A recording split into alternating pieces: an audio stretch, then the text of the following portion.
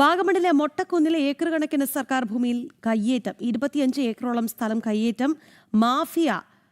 Mafia പിടിച്ചെടുത്തു. പട്ടയം നൽകാൻ പാടില്ലെന്ന വ്യവസ്ഥ ലംഘിച്ച് 2001 പട്ടയം അനുവദിച്ചിരുന്നു. 2012 റവന്യൂ വകുപ്പ് ഏറ്റെടുത്ത ഭൂമിയാണ് വീണ്ടും കയ്യേറിയ സ്ഥലത്ത് അനധികൃതമായി റോഡ് നിർമ്മിച്ചതായും പരാതി.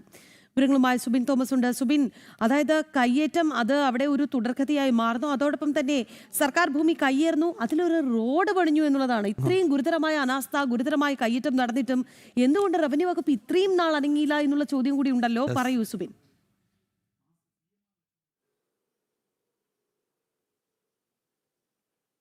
വസ്തുതയാണ്. ഇത്രത്തോളം വലിയ നിർമ്മാണ പ്രവർത്തനം ഈ മൊട്ടക്കുന്നിൽ നടന്നിട്ടും ഒരു ഇടപെടൽ നടത്താൻ റവന്യൂ വകുപ്പിനെ കഴിഞ്ഞിട്ടില്ല. ഏതാനും ആഴ്ചകൾ മാത്രമേ ആയിട്ടുള്ളൂ ഈ ഒരു നിർമ്മാണ പ്രവർത്തനങ്ങൾ, അതായത് ഈ മൊട്ടക്കുന്നിന്റെ വശത്തുകൂടി റോഡ് നിർമ്മിച്ചുള്ള നിർമ്മാണ പ്രവർത്തനങ്ങൾ ആരംഭിച്ചിട്ട്. പക്ഷേ റവന്യൂ വകുപ്പ് യാതൊരു ഇടപെടലും നടത്തിയില്ല എന്നുള്ളതാണ് ഏറ്റവും പ്രധാനപ്പെട്ട കാര്യം. അതായത് 2012 ഇവിടെ കയ്യേറ്റമുണ്ടെന്ന് സ്ഥിരീകരിക്കുകയും റവന്യൂ വകുപ്പ് ഈ സ്ഥലം തിരിച്ചെടുക്കുകയും അവിടെ ബോർഡ് സ്ഥാപിക്കുകയും ചെയ്തു. ഈ ബോർഡ് പിഴുതു മാറ്റിക്കൊണ്ടാണ് നിലവിൽ കയ്യേറ്റക്കാർ വീണ്ടും അവിടെ നിർമ്മാണ പ്രവർത്തനങ്ങൾ ആരംഭിച്ചിട്ടുള്ളത്.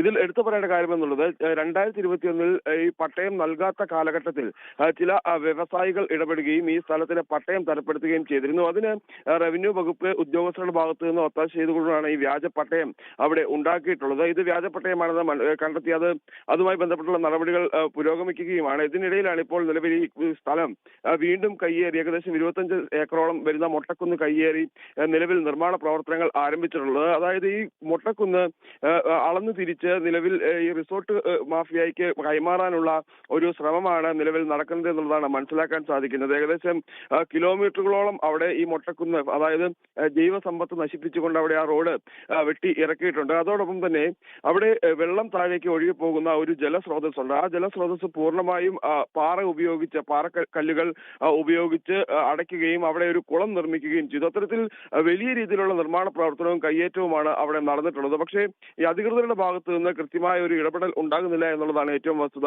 കണക്കുകൾ നോക്കുകയാണെന്നുണ്ടെങ്കിൽ ഏകദേശം 80 കോടിയോളം രൂപ വില വരുന്ന സർക്കാർ ഭൂമി എന്നുള്ളതാണ് റവന്യൂ വകുപ്പിൽ നിന്ന് നമുക്ക് മനസ്സിലാക്കാൻ സാധിക്കുന്നത്. നിലവിൽ വലിയ രീതിയിലുള്ള സുരക്ഷാ ക്രമീകരണങ്ങൾ ഒരുക്കിക്കൊണ്ടാണ് ഈ കയ്യേറ്റ മാഫിയ അവിടെ ഉള്ളത് എന്നുള്ളതും എടുത്തു പറയണം. അതായത് പൂർണ്ണമായും CCTV ക്യാമറകൾ സ്ഥാപിച്ചുകൊണ്ട് വലിയ സുരക്ഷാ കവചങ്ങൾ ഒരുക്കിയാണ് ഈ കയ്യേറ്റവും നിർമ്മാണ പ്രവർത്തനവും അവിടെ നടക്കുന്നത്. പക്ഷേ ചെറുവിരൽ അനക്കാൻ പോലും റവന്യൂ വകുപ്പ് ഉദ്യോഗസ്ഥർ തയ്യാറാവുന്നില്ല. ഭൂമി തിരിച്ചുപിടിക്കാനോ ഏറ്റെടുക്കാനോ കയ്യേറ്റക്കാരെ ഒഴിപ്പിക്കാനോ ഉള്ള നടപടി ഈ ഉദ്യോഗസ്ഥ സ്ഥാനത്ത് നിന്ന് ഉണ്ടാകുന്നില്ല എന്നുള്ളതാണ് ഏറ്റവും പ്രധാനപ്പെട്ട കാര്യം. ശരി സുബിൻ, എന്തായാലും കയ്യേറ്റ ഭൂമി അത് സർക്കാരിന്റെ ഭൂമിയാണ്. അപ്പോൾ തിരിച്ചു പിടിക്കേണ്ട ഉത്തരവാദിത്തം റവന്യൂ വകുപ്പിനുണ്ട്.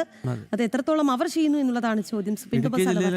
വ്യാപകമായി കയ്യേറ്റമാണ്, അതൊന്നും തിരിച്ചു പിടിക്കാനുള്ള ഒരു നടപടിയും ഉണ്ടാകുന്നില്ല. ഇതൊക്കെ എത്രയോ സർക്കാരുകൾ കേരളത്തിൽ മാറി മാറി വന്നിരിക്കുന്നത്. കാരണം ഈ സർക്കാരിലും അങ്ങനെ പ്രതീക്ഷ അർപ്പിക്കേണ്ട കയ്യേറ്റക്കാർക്ക് കുടപിടിക്കാൻ അവരുണ്ട്, ഉറപ്പായിട്ടും ഉണ്ട്. കാരണം കോൺഗ്രസിന്റെയും CPM-ന്റെയും ഒക്കെ പ്രധാനപ്പെട്ട നേതാക്കളൊക്കെ തന്നെയാണ് ഈ കയ്യേറിയിരിക്കുന്നത്. പണ്ട് VS അച്യുതാനന്ദൻ ഒന്ന് കയ്യേറ്റം തിരിച്ചു പിടിക്കാൻ ചെന്നപ്പം എവിടുന്ന പ്രതിഷേധം ആദ്യം ഉണ്ടായിരുന്നു? CPM-നും CPI-നും ഒക്കെ തന്നെയാണ്. അപ്പോൾ ഇവരൊക്കെ തന്നെയാണ് ഇതൊക്കെ ചെയ്തിരിക്കുന്നത് എന്നതാണ് ഈ പ്രശ്നങ്ങളുടെ എല്ലാം അടിസ്ഥാന കാരണം. ഇപ്പോൾ രാഗി തന്നെ നേരത്തെ സൂചിപ്പിച്ച പ്രകാശ് രാജ് വലിയ പരിസ്ഥിതി സ്നേഹിയുടെ മുഖംമൂടി ഇട്ടിട്ട് അയാൾ തന്നെ പോയി ഭൂമി കയ്യേറിയിരിക്കുകയാണ് ഇടുക്കിയിൽ. അപ്പോൾ അതാണ് സാഹചര്യം എന്നത്.